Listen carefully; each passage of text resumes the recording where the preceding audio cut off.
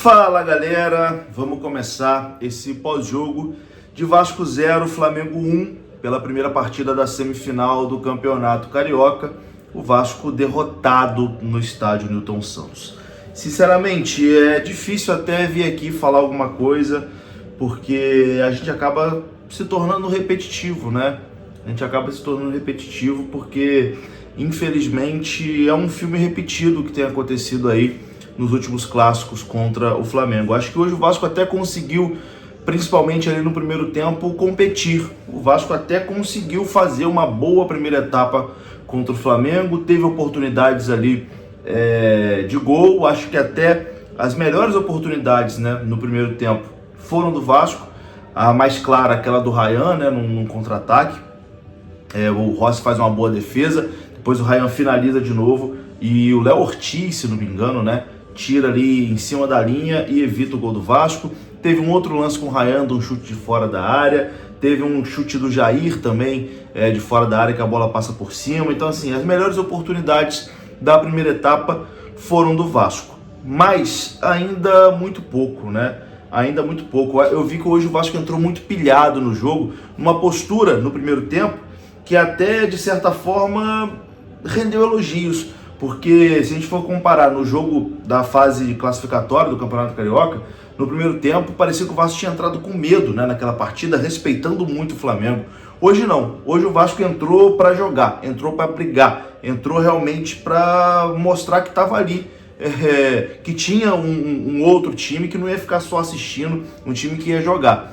Muito na base da garra, muito na base da vontade, tentando fazer com que isso sobressaísse até na técnica, mas ainda muito pouco, né? Não é o suficiente. No futebol, a entrega, a vontade, a luta, a correria é muito importante, mas tem uma coisa que é mais importante ainda, que é a qualidade técnica. E o Flamengo tem um time melhor hoje que o Vasco. Então, mesmo o Vasco tentando igualar as coisas na vontade, na disposição, na correria, na briga, na qualidade técnica ainda está muito atrás e, no fim das contas, isso faz diferença. Então, assim, no primeiro tempo, as equipes acho que estranharam também ali o gramado do Engenhão, a bola quicando bastante, o jogo um pouco mais vivo, mas acho que o Vasco conseguiu ali equilibrar, né, a primeira etapa e ter até as melhores oportunidades do primeiro tempo.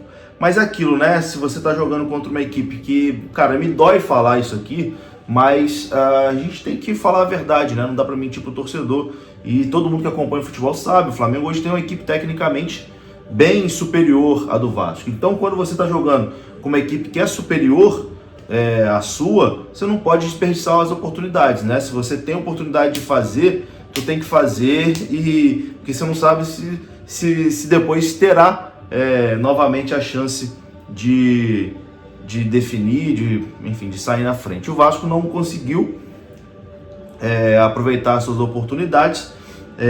Vou falar do segundo tempo já, mas antes que eu me esqueça, falar do lance do Wesley, né, em cima do Verratti, que na minha visão, isso aqui, cara, pô, não é choro nem nada, vocês me conhecem aqui, eu critico bastante o time do Vasco, critico bastante muita coisa de direção, etc e tal, mas eu acho que aquele lance que o Wesley chega em cima do Verratti é um lance que o VAR poderia ter chamado, né? O Bruno Arleu de Araújo, muito confuso na partida hoje. Já no primeiro lance já chegou dando um amarelo pro Piton com menos de 1 minuto, depois teve que amarelar um jogador do Flamengo, ele meio que perdeu ali o controle do jogo. E nesse lance do Wesley no Verratti, cara, o Wesley chega com o pé em cima, né? Por cima, um pé um pouco mais levantado, pega no tornozelo do Verratti, quase tira o Verratti da partida, né? E o Bruno Arleu de Araújo, no momento da falta, ainda faz que não foi nada.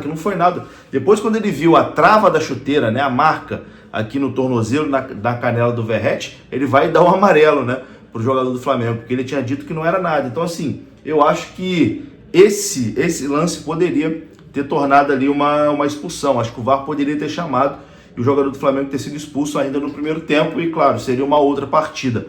E aí, logo depois, como o Verratti ficou pé da vida, né, com essa jogada, teve o revide. O Verratti foi para cima do jogador do Flamengo, que eu não sei agora, e chegou com o pé alto também ali, um lance que talvez até um pouquinho mais forte do que o Wesley, que poderia ter sido expulso também. E aí eu acho que o VAR só não chamou para expulsar o Verratti, porque não tinha chamado anteriormente para expulsar o Wesley. Então, assim, Eu acho que o Vasco foi prejudicado ali nessa situação, mas, cara, não dá pra gente colocar a culpa nessa situação, né? Não dá. No segundo tempo, o Vasco praticamente não voltou. No segundo tempo teve um domínio maior, né, do Flamengo ali nas ações. E aí, cara, o Vasco até que errou pouco hoje, né, defensivamente, assim, o Vasco errou pouco, mas numa dividida ali do Lucas Freitas com o Bruno Henrique, a bola fica meio esquisita, o Bruno Henrique chuta, e eu até concordo quando o Verratti fala, acho que o Bruno Henrique pega meio que errado na bola, a bola sai de uma forma diferente. No momento que o chute sai, eu até achei que era um chute fraco, que o Jardim ia pegar com tranquilidade, não deu a impressão que seria gol, né? A bola vai meio que devagar assim, acaba encobrindo ali o Léo Jardim, que na minha visão estava adiantado.